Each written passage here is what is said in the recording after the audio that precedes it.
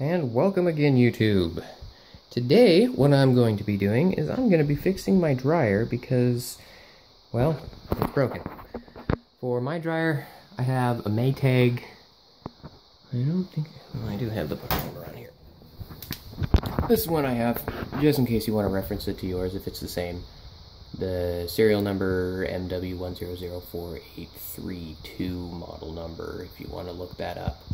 It's definitely good to find those numbers for parts if you want to do this to your own. But this one's mine, and it took me a while to figure out how to do this, but that's why I'm making the video. So, my dryer is not drying. Everything else is working. So if you're having this same problem, I will show you exactly what you need to do. So the first thing you need to do is go to your circuit breaker. And you're going to locate where it says dryer.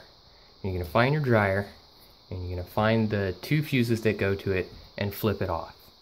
And flip them back on, and that'll reset the circuit breaker. Now that you've done that, go ahead and turn on your dryer. Wait a few seconds, open it up to see if any heat's coming out. Because that's the most simplest way to do things before you start spending money on parts. And that's also really common if you have a power outage and that stuff happens. But if that does not work, the next thing you're going to have to do is you're going to have to take off the back. And here is the back of mine. There's just a few screws that you have to take out. There's one here, here, here, there's one down here, there's another one here, there, and all the way down at the bottom. And once you take those all out, this entire thing can come off. And this is also another way, another video, if you will, how to replace your cord if you just got a new one. And right now I have a 4-prong, I did have a 3-prong, which I actually still have in here, because these little boogers are expensive. There's my old one. So if you have the same problem, and you want to change it out without hiring some expensive dude, this is how you get to it. It's right behind this. So as soon as you take this off, it'll come out, and all it is a little tab. You just have to lift it out, and let's get to that. Alright, now that I just took this screw out here, this will come out, just like so, and you can get to all your connectors if you do need to swap out for 4-prong to 3-prong, etc. And I'll go ahead and put a diagram on there on which ones you can hook up and take out. It's actually really simple. As you can see, it's just a Phillips head. You unscrew it, you take out all the connections, you grab your new one, just place them through here, put them in, screw them back in.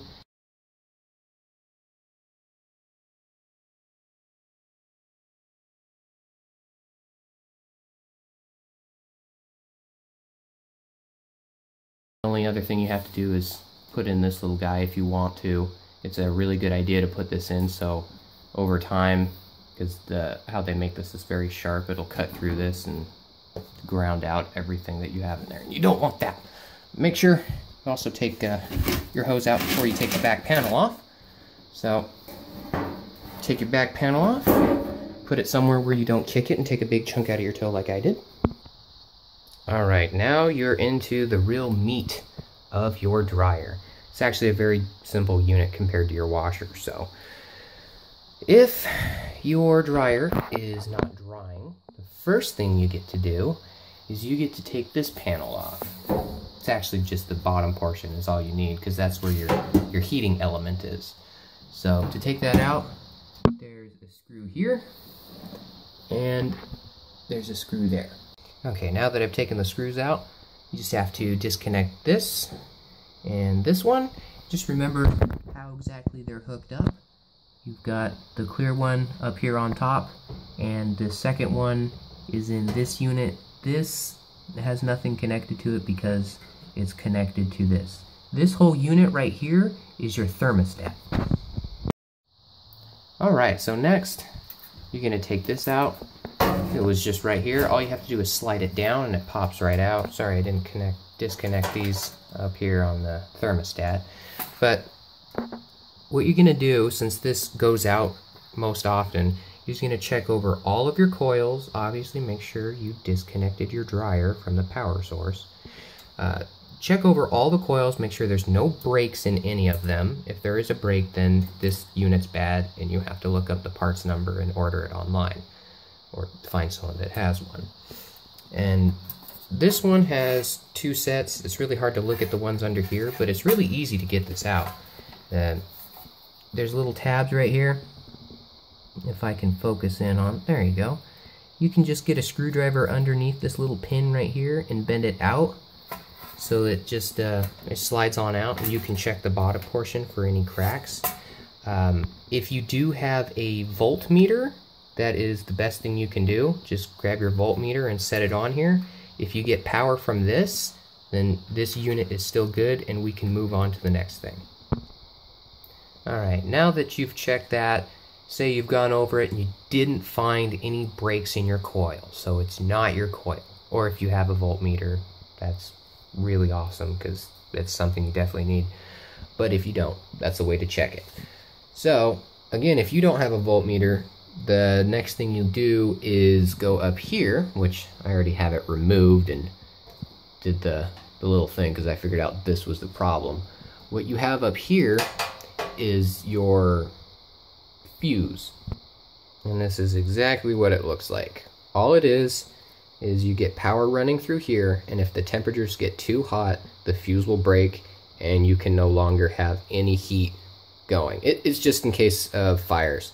So to check if this is bad, you can do exactly what I did here and unplug both of these and just have any kind of wire. I know I have a large gauge here. Just get a wire and reroute it without a fuse. And if you route it like that, turn your dryer on, do the same thing, check it if there's any heat. If there is heat now, your problem was this fuse got blown because it got too hot. Now, if you do that and still you're not getting any heat, the last possible option is this guy down here, which I also have a replacement part right here. It's the thermostat. The thermostat's not registering, so it's not giving you any heat. So once you figure out what you need, it's pretty self-explanatory. You just get, you take it out, you look at the parts number on whatever it is, either it's the fuse or the thermostat. Just take it out, it has a little parts number, look it up. I'll send the link on where I got mine. This is the little kit that I got. It came with the fuse and the thermostat and even some wiring stuff, and it was only $8, which is really good. And they packaged it very well too, and it came very quick. So if it is your fuse, what you're gonna do is get this little tab up here, just like how it was in before.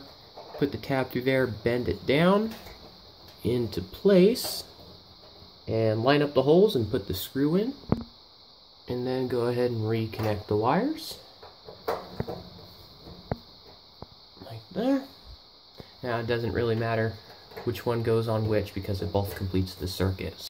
So now that you get down to the thermostat, make sure you get, if your thermostat's down, get the thermostat and the fuse, and same if your fuse is out, get another thermostat because they could be different in their temperature settings or one could be ready to break. So once you get down here to your thermostat, there we go. You unplug the top. If you already have this done by checking your heating unit, that's fine. But you only need to unplug the top one. You can leave this one in. And all you have to do is pull out. There's a little tab up here that you have to make sure it comes out. And this whole unit right here is connected. So just pull out and make sure this tab comes out. Alright, as you can see, this was the tab that was under it. I just bent it so it could come out. And now all I need to do is pull this out. And that's what the part will look like. As you can see, this just kind of slips over the notches that are in there.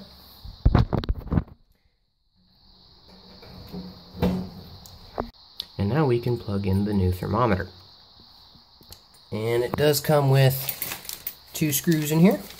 So I will use those 2 screws. Alright, now that I have it screwed in, so that one's already been plugged in. This one can go back up on the top one. And the one that I have comes with, they call a jumper cable, just like this.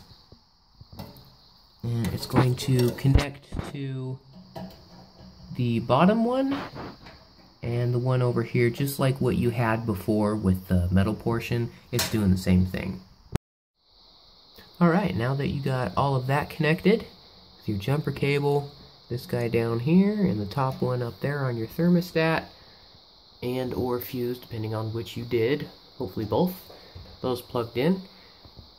Now all you got to do is put the back portion back on, make sure you put your hose back onto here after that, and turn on your dryer and have some heat.